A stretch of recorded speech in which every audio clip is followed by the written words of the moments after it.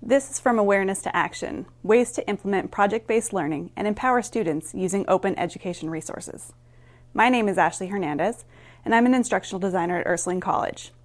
Joining me today is Dr. Kylie Evans, Professor of Social Work and Director of Field Education, and Registered Dietitian Crystal Petrello, Founding Director of Nutrition and Dietetics.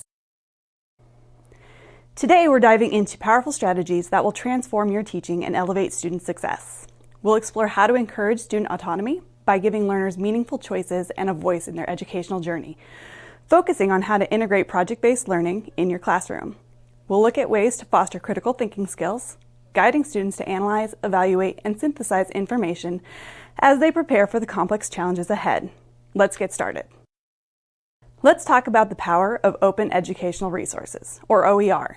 These free, adaptable materials allow educators to personalize learning and keep content fresh and relevant. OER promotes collaboration and boosts student engagement through active, hands-on experiences. Even better, it breaks down financial barriers, making high-quality content accessible to all. From flipped classrooms to project-based learning, which is our focus today, OER supports innovation in teaching, and with topics that matter to students, it can spark motivation like never before. Imagine a classroom where students take the lead, choosing their own paths, exploring topics that matter to them, and using flexible resources to fuel their curiosity. That's the power of combining project-based learning with student choice and open education resources. As educators, we shift from instructors to facilitators, guiding, not directing, while students use OER to dive deep into real-world challenges.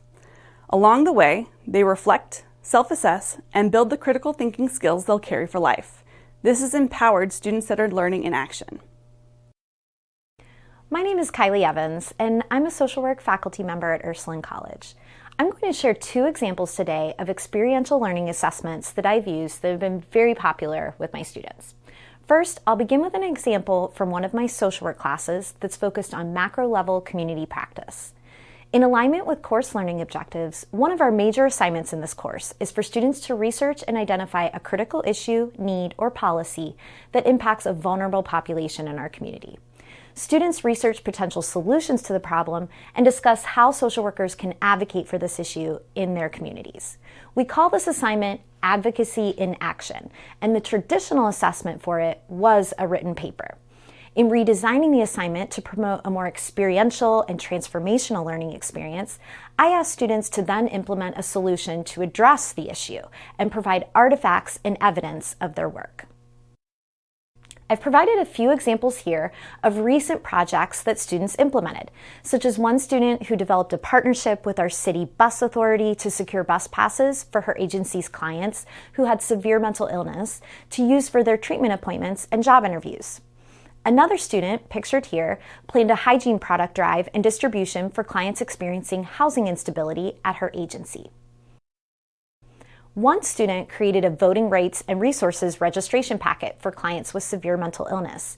And another student, pictured here, coordinated a Halloween costume collection drive and then hosted a free shopping night experience for moms served by Zelly's Home Shelter. The second experiential learning assessment I'll share is from my Trauma in the Brain course, focused on the impact of early childhood trauma on neurodevelopment. This is a strictly online class, and students in our online courses are accustomed to completing weekly discussion posts as an assessment of their learning. For this trauma class, however, I really wanted to focus on practical application and give the students an opportunity to flex their creative muscles. In response to each week's reading, students were asked to draw a visual representation of a key concept from the week and do a video recording of themselves providing an explanation of the concept, with the target audience of their video being a fictional client case study that they were provided. I've shown some examples on this slide of my students' drawings from last semester.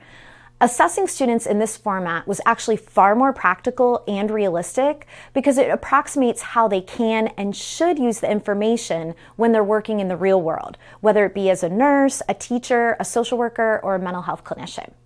It also gave students an opportunity to tailor their communication to a specific target audience and helped alleviate the discussion post fatigue that many of our online students face. These are just a couple examples of how I've used experiential, hands-on, and problem-based learning strategies in my classroom. Hi, my name is Petrello, and I have been working with Ashley Hernandez to create a program online using project-based learning through a very high-touch process of our completely asynchronous online program. My program has accreditation, and we need to be able to check these standards in this anxious-filled generation, and we do this through a programmatic-based process. And we do this through projects. One of the projects we have created is in our food lab. We have a lab where they're able to figure out, based on market price, what protein would be best for them to cook in the home to be able to complete the project. Now, it's a little bit more work on our part to basically create 2 labs for 1 total assessment, but it allows the student to choose maybe what protein is cheaper in their town that is available to them to be able to complete the lab. I'm able to assess the whole student and their abilities by hopefully not inducing anxiety, which we know can decrease test scores in even the best of students.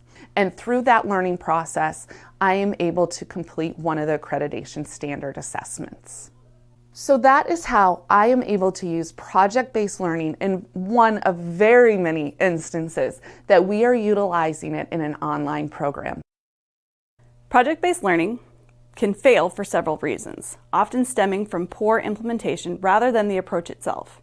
These are some recommendations to help you be successful when implementing PBL. Start small. Begin by letting students choose their topic or how they present their information for one assessment. Do not be intimidated by the idea that you need to transform an entire course all at once. Design projects with intention, using learning objectives to focus your efforts and create learning activities that are designed to support students in achieving their goals. Help students get started by providing a solid resource bank using OER to guide their exploration. Encourage students to bring in additional materials that spark their curiosity. Be clear. Offer specific guidelines while still allowing space for creativity and choice. Remember, simple and focused is better.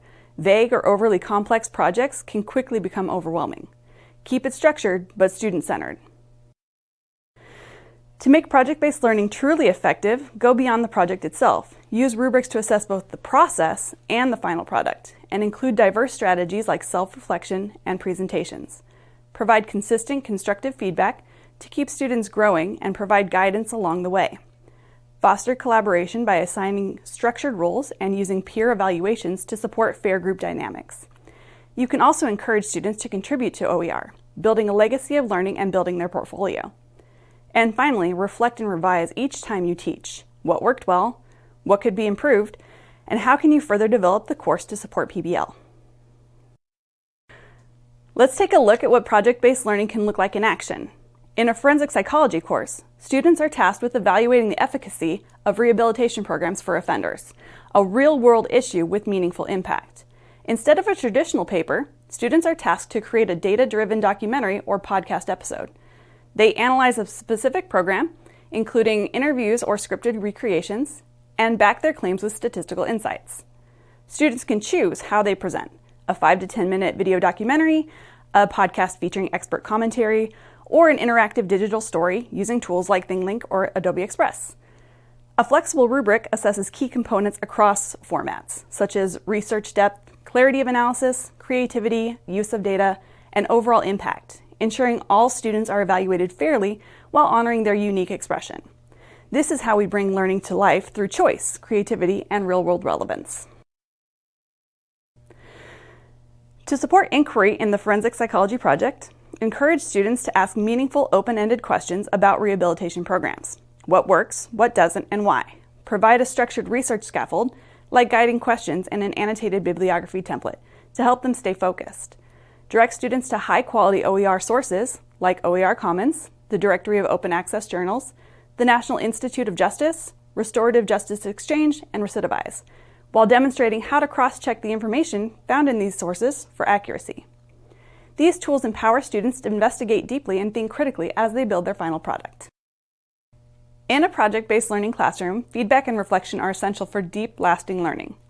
For the forensic psychology project, embed structured checkpoints throughout the process.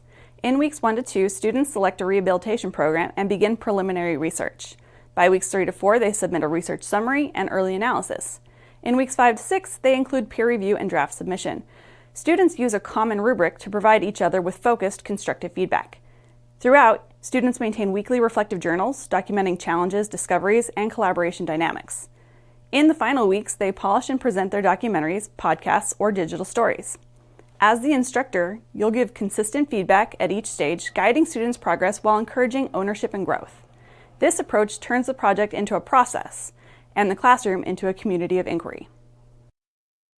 Include different activities throughout the course to scaffold learning. To promote collaboration, you can use a jigsaw approach in the research phase to support the skills students will need to complete their forensic psychology project.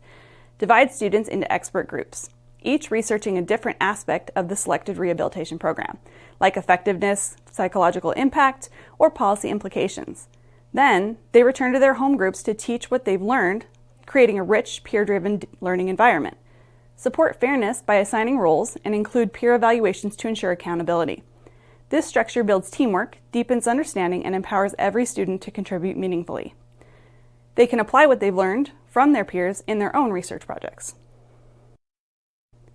Bring learning to life through hands-on experiences. In forensic psychology, students can dive into real criminal justice datasets to evaluate rehabilitation programs, conduct an in-class analysis using actual data and a real-world case study to build this skill. This data-driven approach sharpens analytical skills, promotes evidence-based reasoning, and connects theory to real-world outcomes.